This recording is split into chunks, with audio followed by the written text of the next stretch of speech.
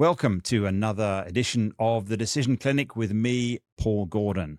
So I'm excited. I see my notes in front of me and I see that the next person to walk through the door, Madeline, comes from the world of neurodivergence. And this is a topic that is often talked about, but let's say poorly understood, poorly accommodated, and particularly in my world of decision making. So I'm guessing, and I don't know until, of course, we have a conversation, that the discussion may end up in the realm of what does it take to engage a wide range of diversity, including, of course, neurodivergence in decision making, what works for people to participate, not participate, have a say, all the things that matter in decision making. So I'm really excited to see what happens. And for what I know, I'm going to learn a lot from this conversation. Welcome, Madeline. Thank you for coming and stepping into the Decision Clinic. It's wonderful to have you here.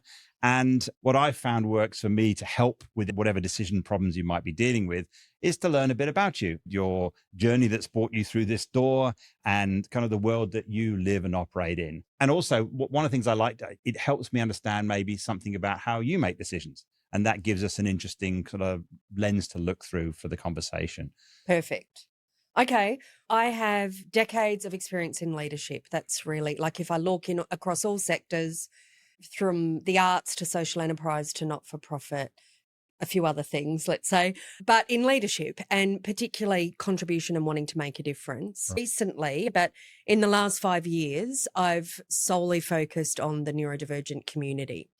About that time ago, I got introduced to a gig to go and work for a group of people who were parents of autistic children.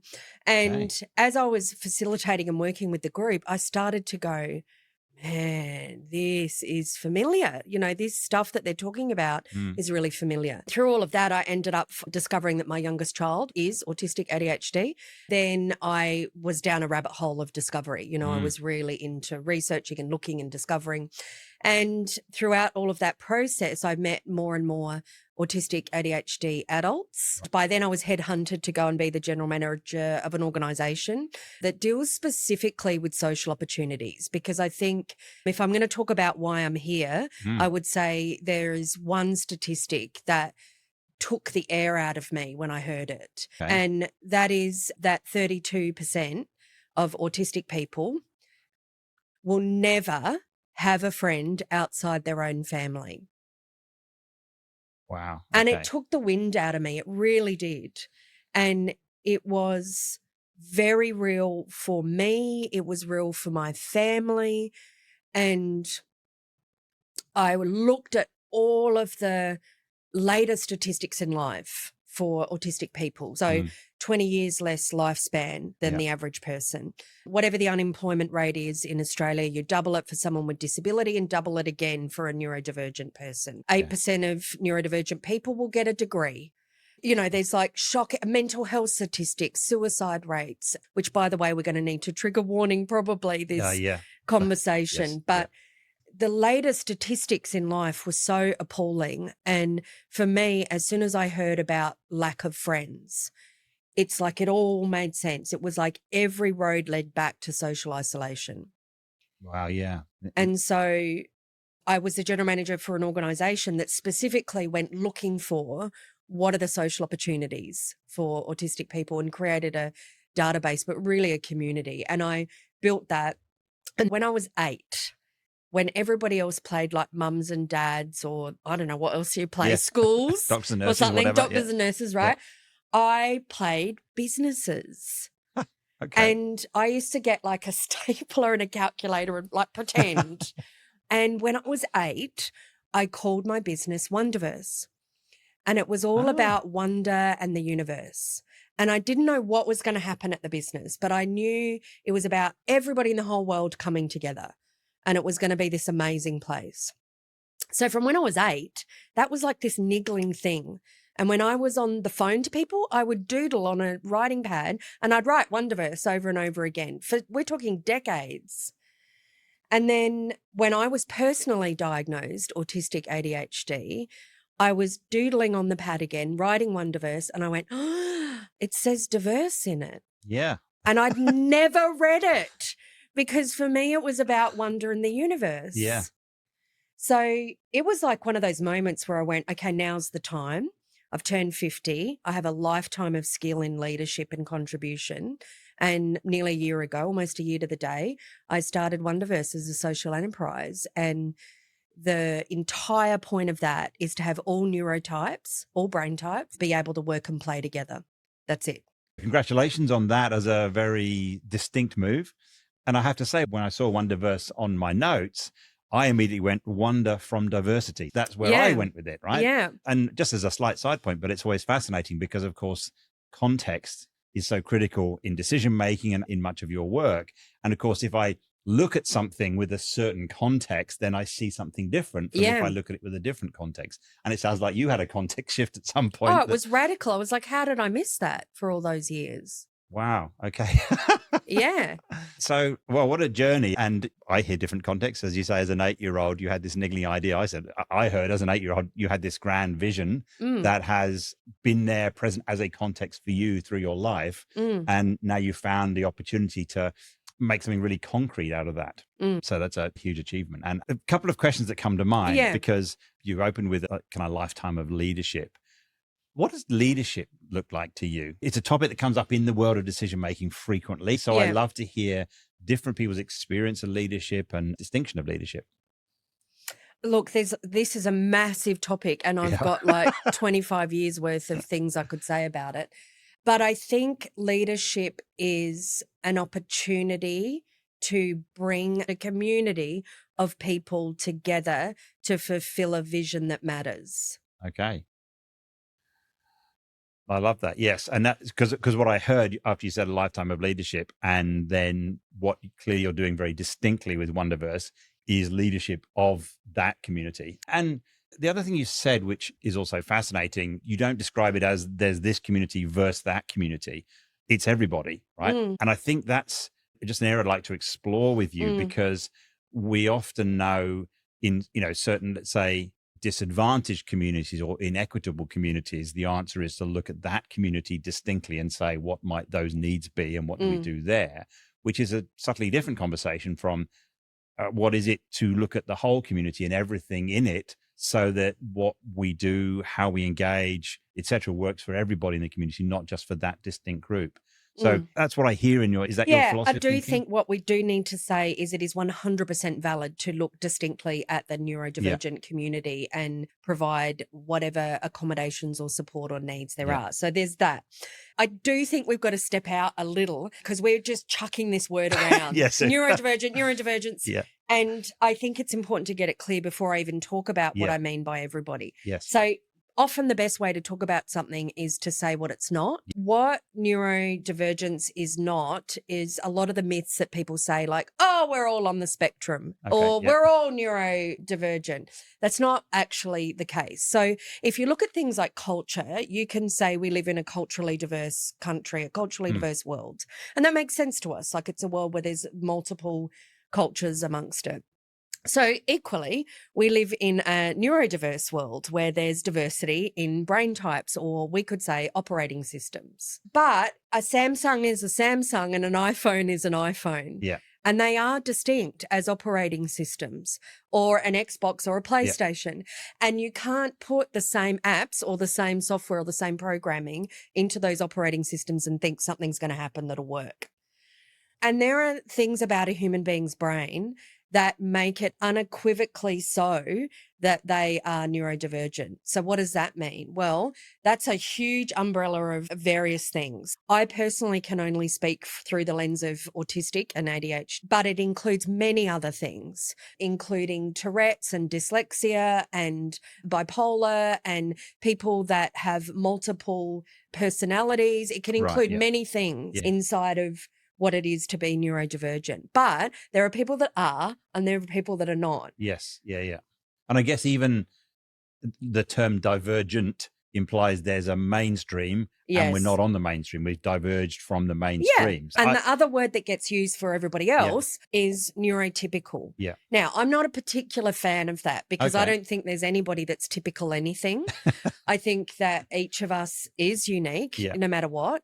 And I prefer to use a term that I say called neurocommon. So there's a common operating system the system that is most commonly there for a brain type, and then there's what is divergent from that. Right. And of course, all of these things are enormous topics, and I would be foolish to try and imagine we can even do anything other than scratch the surface. But I love this conversation to be about what's, the sort of things that are really you see as important and so on. Yeah. I suppose my interest in the decision clinic is looking from the perspective of, my commitment to transforming the way the world makes decisions. In fact, my vision for the future is everyone has a say in decisions that matter to them. And that means everyone, right? So in your Wondiverse, that's everyone. That's not just the neurocommon people. What is it that we can do both at a practical level? And one thing that fascinates me, and forgive me for this question, if I may, one might imagine a challenge of being neurodivergent is there might be some challenges in even expressing what it is that you need, especially in your work, particularly. Yeah, totally.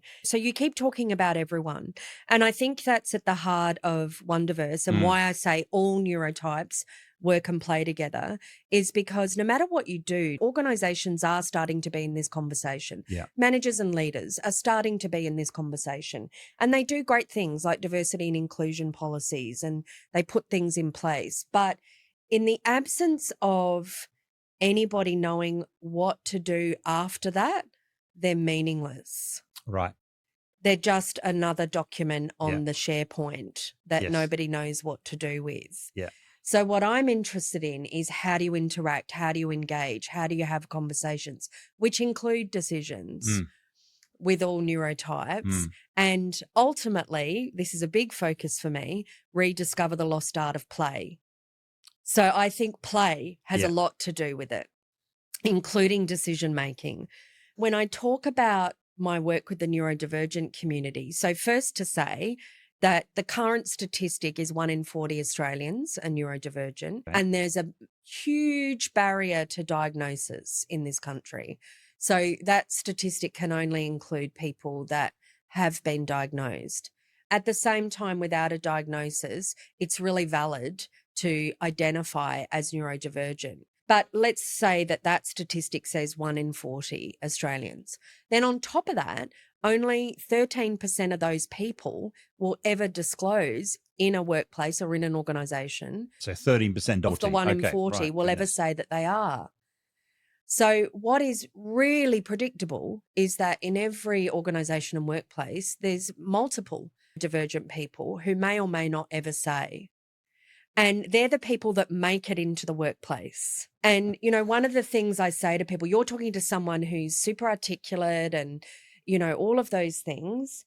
And yet, after I do this podcast, I'll go home and I'll have to get in bed and get under a weighted blanket and put an eye mask on and put my headphones on and block the world out for a good 30 minutes because of the sensory input being so great that I'll need to recover. So whilst you see this, what people never see is the toll that I pay to be able to participate in life that way.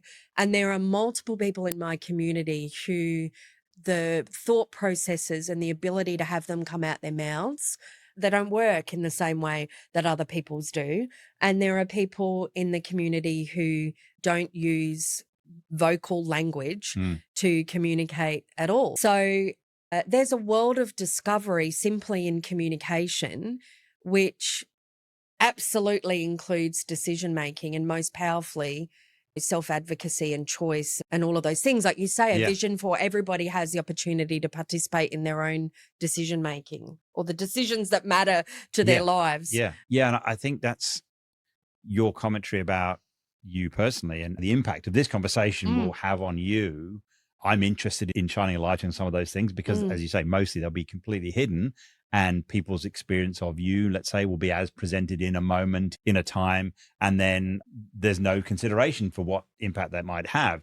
And I guess part of the, as you say, if we talk about the workplace as an employer myself, is what has a workplace that's joyful and engaged and positive and making a difference and so on, includes what is it about the workplace that can support that, and not even understanding some of the implications of we've had 3 back-to-back client meetings. Now, actually, I need the weighted blanket and the eye mask for the next 2 hours or whatever, not even knowing that or understanding that. Would you say in your experience that is that common, or is that in the neurodivergent community, even the understanding of what it takes to restore or what it takes to participate or whatever. It varies from person to person. So I think that's the thing to keep in the foreground in this whole conversation is a person is a person. Yeah. And even if they've got the same operating system as me, which they wouldn't have exactly the same, but even if they did, there might be completely different needs. One of the ways I talk about it is for all people, but particularly neurodivergent people, it's like a constant tsunami is happening all the time. Yeah. So in the background, a lot of emotional responses for me.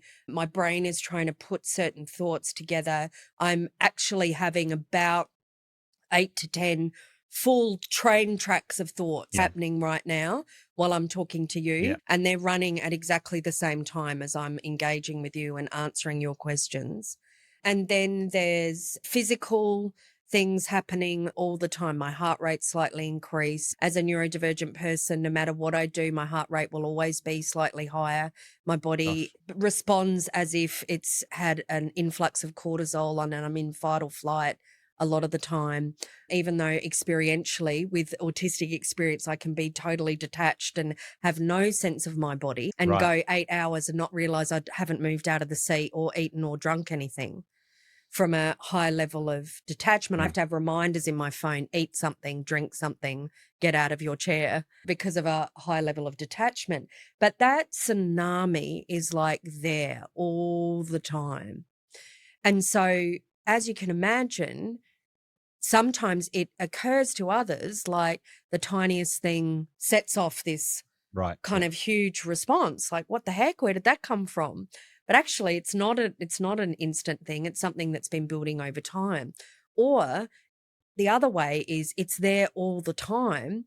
And so it's something that you become really used to. And sometimes when you're lost in that, being able to even work out what you know or what you need or what you want is like, sometimes people ask me that, what do you need or what can I do for you? And I'm like, I don't know. Even that conversation for you to be able to pause for yourself and check in with what you might need and so on. I imagine there's a whole bunch of implications of that as well. Yeah. And so I would imagine that, part of your work is very much that kind of conversation because when you look at everyone, there's the how do we all work, support each other, live, work and play together. There's things I do know work across the board. Oh, okay. That's And one of them is, look, as you can imagine, like even now I'm clutching onto this chair and I'm stroking the edge because doing that, I'm a sensory seeking person. Some things are sensory avoiding, like bright light. Others are sensory seeking because as I'm patting the chair, it gives me an opportunity to regulate and then my executive functioning can work. If I'm not regulated, my executive functioning doesn't. So the computer system shuts down. But if I was really free to be and not masking, so even now I'm masking, putting together a presentation of myself that is palatable in a neurotypical world. But if I was truly free to be myself and not masking, I wouldn't be sitting down. I'd be moving around the room. My face would be contorting. I wouldn't look at you. I would be probably doing something else. If you want the best out of me, if you should let me play solitaire on my phone while I talk to you, because the brain energy can disperse somewhere else and I can get more clarity out of what I want to say. So there'd be all these things I'm doing. But you can imagine in an office, if I was flapping my arms, wanting to lay under the table, get a weighted blanket, play with the edge of my chair, contort my face and play solitaire during a meeting, people would go, what the heck is going on with this person? Like, that's not cool. And whether they were really open-minded and wonderful or not, there would be a level of judgment. One of the things I spend a lot of time in my work in decision making is looking at what I glibly call the human condition. And often it's from the who are we about something that has that impact, right? You could say we have the most inclusive workplace. Of course, you should feel free to do with that. But actually, truly, am I comfortable being in that environment? And am I comfortable about what that says to our client or to whoever it might? And that's what people have to deal with. So, but what I know to be so from years of working with adults in organizations, but also teenagers, young people, or all sorts of community, is that when people are really, like really authentically, actually free to be themselves, the tsunami does not have the impact that it normally does. Because Okay, I can yeah. do what I need to do. And I'm not trying to modify myself and change myself and constantly assess how I'm going and all of that energy that I'm putting into that. I'm not. And so that which ordinarily might trigger me or leave me incapacitated to converse or make decisions disappears. And even then, when I'm really free to be myself, even the bright lights bother me less. That's a really interesting to understand how your world for you changes when you take away a bunch of, so this is my language, so forgive me, but when you take away the energy you're putting into the things that has you fit into this environment, the masking or whatever, that means you can have a sitting down conversation in front of a microphone. That's taking it sounds to me, and given my background in computers, of course, so not only have we got the operating system, we've got all the resources, we've got the memory and the CPU and so on, and a bunch of that, it sounds like it gets committed to dealing with all those things, which could of course be used in much more productive or helpful or joyful activities other than trying to fit into the particular environment that makes this conversation work. And one of the ways people talk about it in the neurodivergent community is they talk about you've only got a certain number of spoons in the drawer. You use one spoon for this, then you got to get a spoon out for that, then you get a spoon out for this, and eventually no spoons. And that is what it's like. Like there's zero resources left. Now, on the flip side, my thinking is remarkable and unique, and like I can honestly, my system, whatever gigs or RAM, I don't know, I'm not an operating system person, but I've got way more gigs and RAM than most people, and I can run multiple programs at once. In fact, it's more empowering for me a lot of the time. But if you want someone to really look at something fast and from multiple directions and in multiple ways, my brain's wonderful for that. But most of the time, I experience like the world is far too slow for me. And I do not have the opportunity to say the million things I know would make a difference. I also don't say them because I don't want to be the weirdo rambling with my 20,000 ideas I've just had. I get the impression that that is both exhausting and frustrating at the same time. Is that basically how your life goes? Constant exhaustion and frustration. I could walk into any room. I know nothing about many things, right? But I could go into almost any organization, sit and listen to people for 20 minutes, even with terms and all things that I've known nothing about. Yeah. And after 20 minutes, I could tell them how they could resolve their whole world and expand into other dimensions. Who's going to listen to the weirdo in the pink glasses who's talking 100 miles an hour, who knows nothing about their industry? Which to me, of course, is back to it's about them. I was going to ask you about that, this conversation about the superpower of, neurodivergence and what that looks like. And I have some personal experience to that, people in my life. And so I see it from a different side, and I see that the million miles an hour and the frustration with why is the world moving so slowly? I'm already over there and everyone else is only here. And they think I'm the crazy one. What's going on? When it's working well, how's that as a win, let's say for you personally, but also when you think for the community? How it is a win for me is if I just talk about my own life right now, okay? So I got 3 children from age 12 to 15. I'm homeschooling 2 of them. I run a national organisation. I have a federal grant project running across 3 states with all the largest arts and culture organisations across those 3 states. I have a radio show 5 days a week that I run for 2 hours every afternoon for women. I'm a celebrant. I do work for people in memorials as much as weddings. I'm on a board of the Theatre Network New South Wales. I'm the host of the Aspect Autism Spectrum Australia podcast. And I haven't even talked to you about all the projects that I'm doing in Wondiverse, and I train all these organisations. Yeah. That's a full-time job. And I run my whole household, right? Yeah. And I've probably forgotten stuff, I'm sure, because I do all the time, forget stuff. So it's like I've got 5, 6, 7 lives worth of life, and none of that's an issue for me if I'm free to work in the ways that work for me. I'm really getting that as in what unleashes or frees up effectively the resources that are tied up doing things to fit into a neurocommon world you can free up those resources, then I can hear what's possible. And as you say, that long list, anyone doing any one of those things would go, that's a full life. And, Yeah. there's 20 that you just listed. Yeah. And I don't know that I'd call it a superpower, because there are times it doesn't feel like one at all, but it definitely feels like an amazing capacity to have. And prior to knowing that that's the way my brain worked, there was a lot of things that didn't work, because, I was like a smart person. Like, for myself, I'm like, no, I'm all right. I'm pretty smart. But I would look at an Excel spreadsheet, which happened a lot, in various jobs, and literally I could not read it. Yeah. And I would go, what the heck is wrong? Like, what is wrong with me? This is not hard. Everybody else can do it. This is like the simplest thing in the world. It's just a spreadsheet. It's even got formulas that tells you what to do. And I would, really beat myself up, and often spend 8 hours when no one else was around trying to read it over and over again, trying to watch a YouTube clip to understand it, trying to, all of that stuff.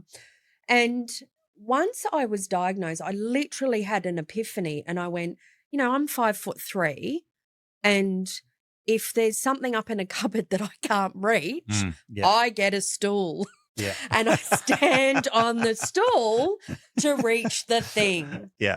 And it was like, oh my goodness, I could do that for my brain.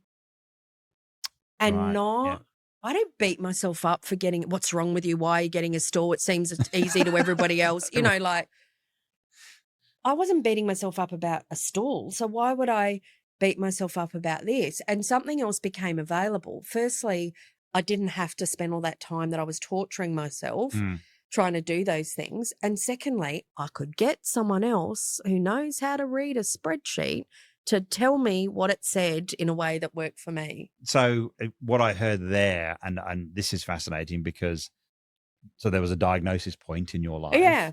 You said earlier, one of the biggest barriers is diagnosis. Yeah. So what's that about? What is that? So several things. We only very recently worked out that people other than 8-year-old boys could be neurodivergent. It's not long in history before we worked out it was actually something that impacted everybody. Yeah.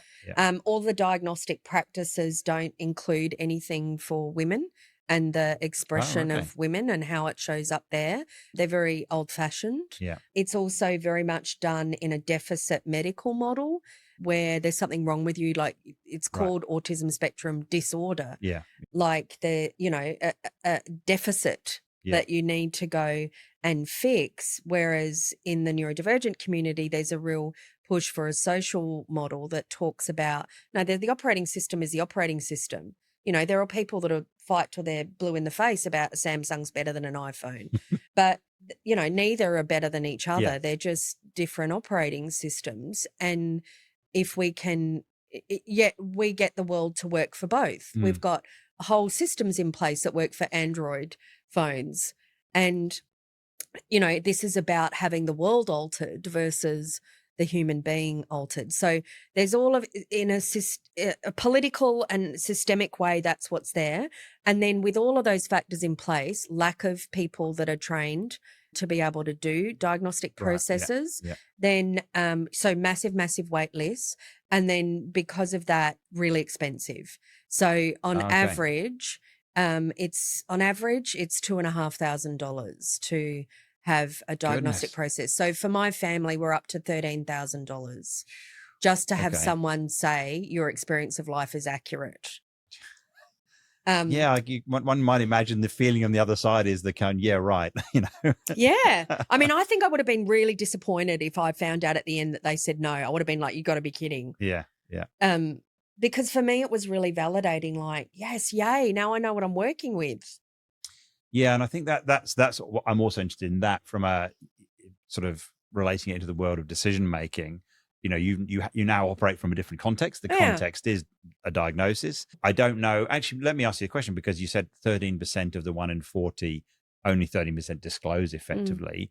It's hard to obviously understand other people's thought processes, but does diagnosis provide a bit more freedom for disclosure, or the other way round? Or I It just wonder totally if that's, depends. It's a really individual thing. Some people prefer not to be diagnosed because they're like, what do I need a label for? And I yeah, don't need anybody else to tell me that kind of viewpoint.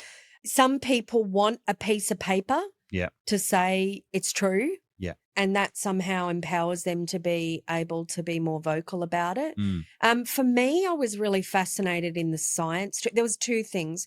One is I knew the difference it would make for my child and children right, to not be alone yeah, and to know that there was some capacity I had at some level to understand life from their point of view. That was one part of it.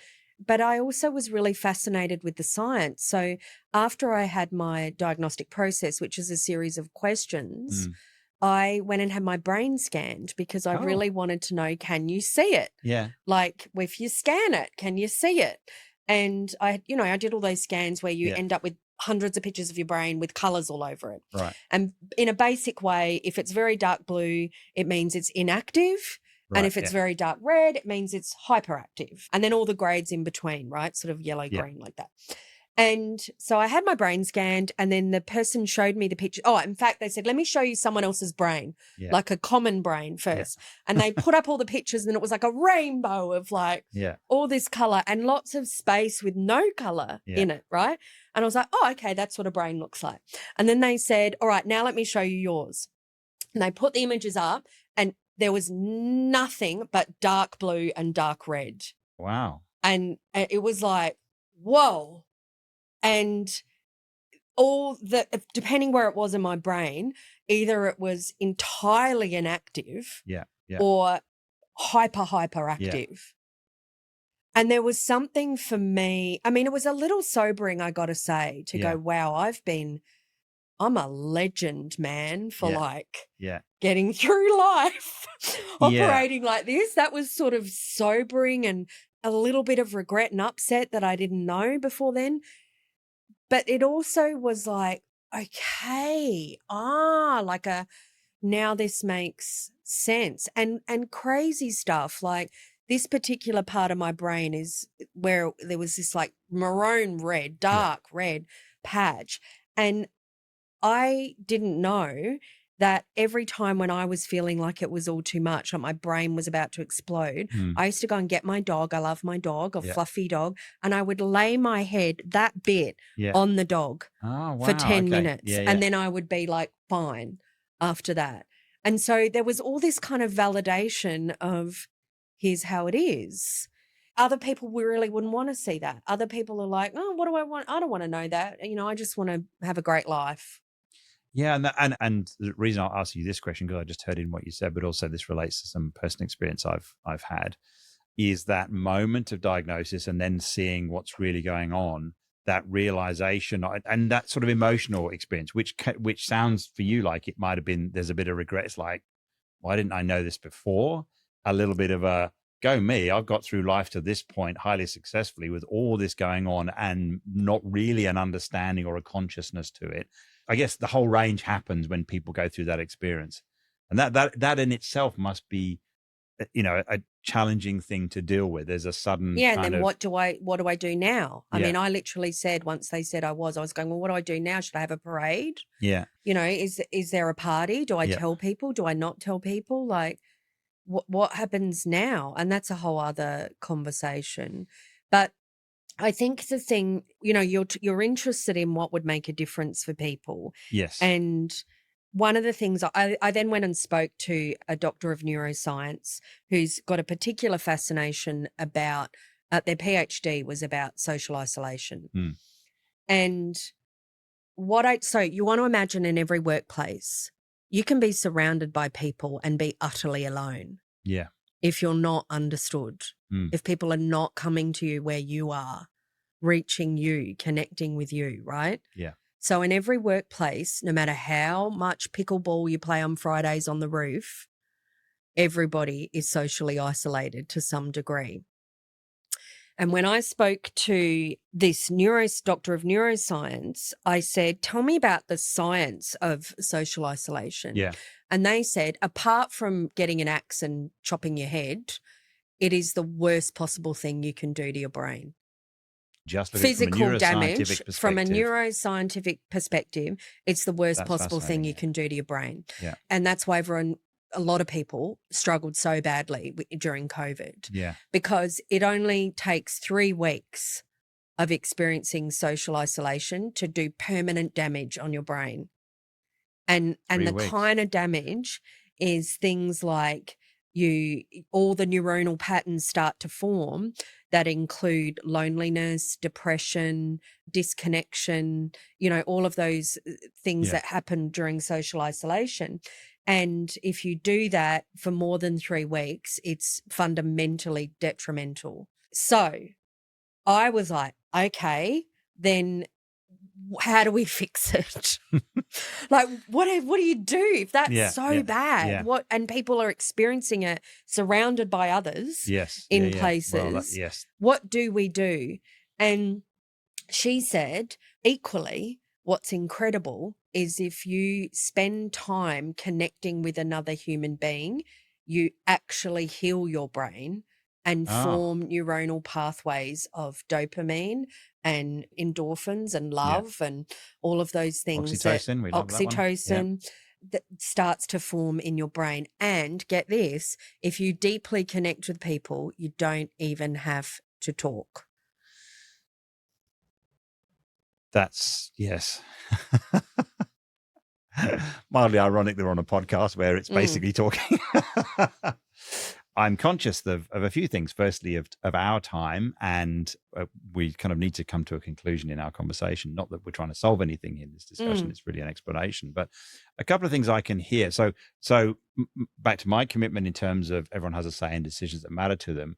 I'm always looking for, what does that look like for the everyone? Not does that look like for me making a decision, needing your input to my decision, but what does it look like more for how you participate in a decision, you, everybody, and what is there that might help that or improve that. But also, and many people as they walk through the door come with a specific decision. I don't know if that's the case, whether there's something you're grappling with that we can have a quick conversation around that might provide some freedom or insight. But I guess those are my 2 questions. Anything that you can see and hear from our there's a couple of conversation? things. One, I could give you my, I don't know, top tips. Yeah. That would make a difference. And then I do have something that if you wanted to have a conversation about a decision, for sure. I think one of the things that can be common amongst neurodivergent people is a thing that's called pathological demand avoidance. And what that is anything that occurs as a demand sends the human being into fight, flight, fawn, freeze. And that can even be, let's say I look hot and bothered and you say, here's a glass of water. Yeah. That can occur like a demand. Right. Like you're going to make me do something in the absence of my choice. Okay. So I forced the water upon you, basically. Yeah. Yeah. Equally, if you said, I've got pineapple juice, orange juice, I've got water, I've got, and gave me all of these options, it could equally occur like a demand to have to pick from all of these. Right. Yeah. So many choices. Yeah. One of the things that can make a difference for decision making is to make it really clear that the human being has the say. This is your choice. Yeah. And it's got to be real, authentic. Yes. That there's zero consequence either way or based on whatever they decide. Yeah.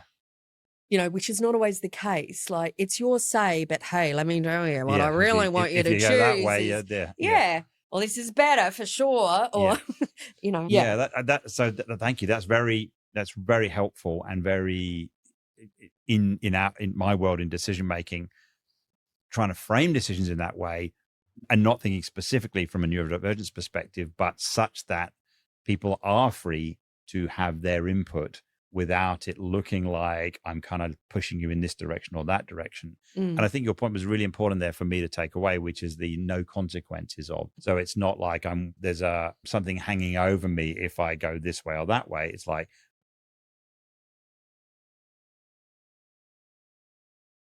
we've got your inputs really valid and helpful to us, and thanks very much. And the input's the bit that matters, not what the answer was that you gave us. And I'm going to use this term many times, the pathological demand avoidance, which is and I won't divert too far in this way, but one of my hobby horses is referendum as a poor decision process in the world of government, because it's forcing someone. There is a demand to pick a side, and the Yeah. demand is, which side are you on? And now I force you to pick a side, Now we've split. and now we split. Now you're against me or with me, and either way, you've got no freedom in that. So I can hear that as how we can frame conversations or opportunities for engagement in decision processes.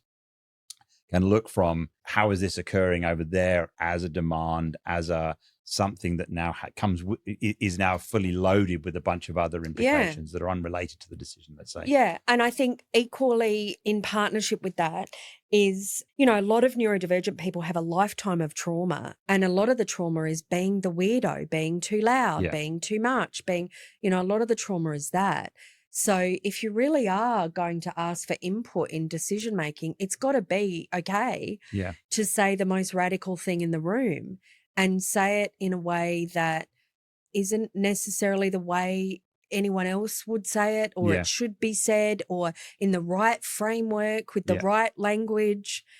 It's actually got to be okay. And if you as a manager or a community of people could really be, really thank you for your idea. Thank you for your contribution, no matter how it comes out. And that starts becoming a safe space to do that. You will get more and more out of that person. Yeah, that's really, though. Thank you. That's super important and helpful. And and this was what came into my mind before you walked in, was this fun. What we know, all of the decision science tells us, is that diversity improves decision making. And we know the irony is often diversity looks like certain things that people go to immediately. Oh, gender diversity, that's diversity, isn't it? And actually, there's a big missing when we say, no, we need to consider the diversity of diversity itself. And so this conversation about a specific dimension of diversity, so the neurodiversity dimension, I think is one that's often extremely under considered. It's hard to deal with. It's right to the heart of what it is to be human. And so we want to avoid it. There are lots of other things going on there. And of course, you can't see it. So at least I can say, oh, well, I've got the person who looks this way in the room, so there's my diversity. It doesn't work that way in this context. So for me, if nothing else in this conversation, how we elevate our consciousness to where we're not providing the opportunities for that aspect of diversity. And frankly, hearing, as you said, when I said, where's the win for you, hearing that win, it's crazy what we're missing out on, right? I think that's the thing I'm going to take away from this conversation. And I am really conscious of the time. So maybe another time I'll have the conversation about a decision you're facing. But I'm also aware that, as our conversation, clarity and boundaries really help as well. So I don't want to overrun our time. So I think from my point of view, the conclusion, thank you so much for this conversation. It's been very educational for me. There's a very rich world there. If there's one thing a parallel I'd like to draw in the world of decision making, I think that makes a big difference is consciousness, or being present to the fact we're even making a decision, so that then we can pause and say, how are we making that decision? What process? Who's involved? Because so much of life just happens and we look back and go, how did I get here? And I can hear a similar thing in the communities that you're working with and so on, that at least that disclosure, that's where I am, who I am, provides for an opportunity of now, so what? And, of course, I'm never going to forget your 32% statistic, the social isolation as an impact of the neurodivergence and so on, and the consequences of that social isolation is like, okay, if there's one thing we can put our attention on, is what provides for that. So thank you so much for joining me today in the Decision Clinic. This has been a very powerful conversation. You're welcome. Thank you.